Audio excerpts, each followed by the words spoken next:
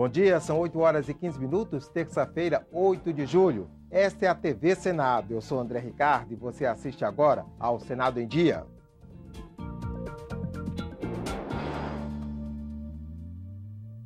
Durante a Copa do Mundo, a Voz do Brasil está flexível. As emissoras de rádio podem veicular o programa das 7 às 10 da noite. No Congresso, um projeto de lei quer dar ainda mais liberdade, até a meia-noite e meia.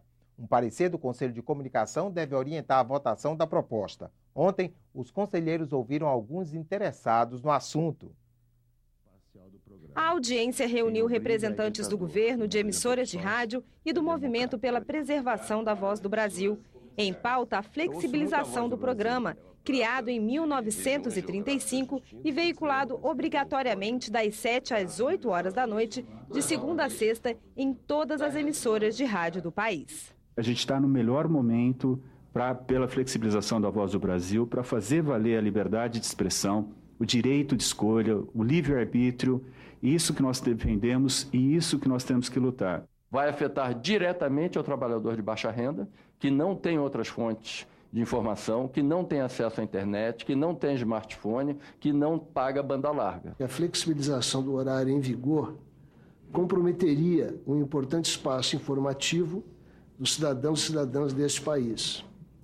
É o que indicam diversas pesquisas de opinião, segundo as quais milhões de brasileiros e brasileiras só têm acesso à informação do poder público por meio da Voz do Brasil. Não há nenhuma intenção do radiodifusor brasileiro em acabar com a Voz do Brasil. Não há nenhuma intenção do radiodifusor brasileiro em jogar a Voz do Brasil para ser transmitida de madrugada.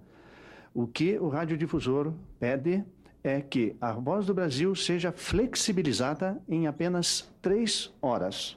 A partir do debate, o Conselho de Comunicação Social vai apresentar um parecer aos 2 projetos de lei sobre a Voz do Brasil que tramitam no Congresso. Um deles permite a flexibilização do horário de veiculação em até 3 horas. O outro torna a Voz do Brasil patrimônio imaterial do país e confirma a obrigatoriedade da transmissão, como é feita hoje.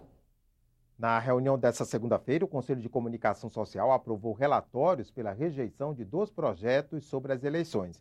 Uma matéria proíbe emissoras de rádio e TV de veicular programas que beneficiem ou prejudiquem candidato ou partido político. A outra veda a divulgação de pesquisas eleitorais nos 15 dias que antecedem as eleições. Os conselheiros entenderam que as propostas violam a liberdade de expressão.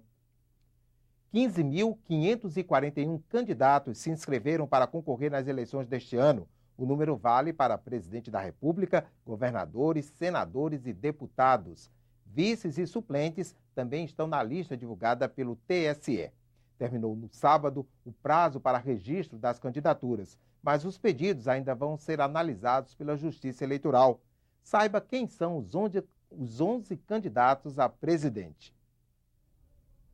Dilma Rousseff, do PT, Aécio Neves, do PSDB, Eduardo Campos, do PSB, Pastor Everaldo, do PSC, Eduardo Jorge, do PV, Luciana Genro, do PSOL, Eimael, do PSDC, Rui Costa Pimenta, do PCO, Levi Fidelis, do PRTB, José Maria, do PSTU e Mauro Iazzi, do PCB. Os candidatos já podem fazer campanha, mas estão proibidos de comparecer a inaugurações de obras públicas e de fazer pronunciamentos no rádio e na TV. A lista completa das candidaturas em todo o país está no site do Tribunal Superior Eleitoral, www.tse.jus.br. Lá você pode conferir a declaração de bens dos candidatos e quanto cada um pretende gastar na campanha. Uma tragédia nacional. Em 10 anos, o número de jovens negros assassinados aumentou mais de 30%. Os números mais recentes do mapa da violência reforçam a necessidade de estancar essa matança na juventude brasileira. No Senado, uma CPI para investigar as causas e propor saídas está autorizada. Falta os partidos indicarem os membros. Os números são do Centro Brasileiro de Estudos Latino-Americanos. O país perdeu quase 49 mil jovens vítimas de violência em 2012. uma média de 134 brasileiros entre 15 e 29 anos mortos por dia. A juventude é o segmento mais pobre da sociedade brasileira, é o que tem menos esforço, porque recebe menos investimento do poder público. Isso é uma miopia estratégica. Qual país vai ter futuro se não investir nos seus jovens?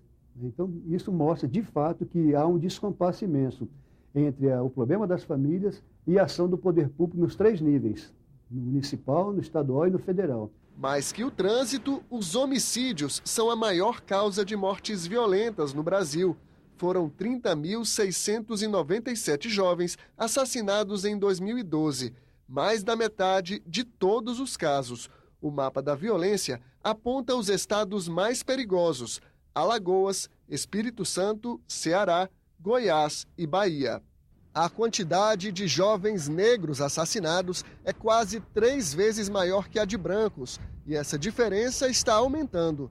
Enquanto o número de vítimas brancas caiu 32%, o homicídio de pretos e pardos subiu 32%, apesar das políticas de inclusão social e econômica do governo.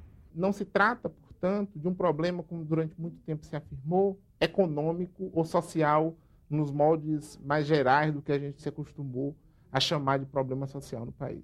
Nós estamos diante de um problema que é fundamentalmente racial. Então essas pessoas não morreram porque eram pobres, morreram porque eram negras. Efetivamente, elas não morreram somente porque elas eram pobres. O fato dessas pessoas serem pobres, efetivamente, as coloca numa situação de vulnerabilidade.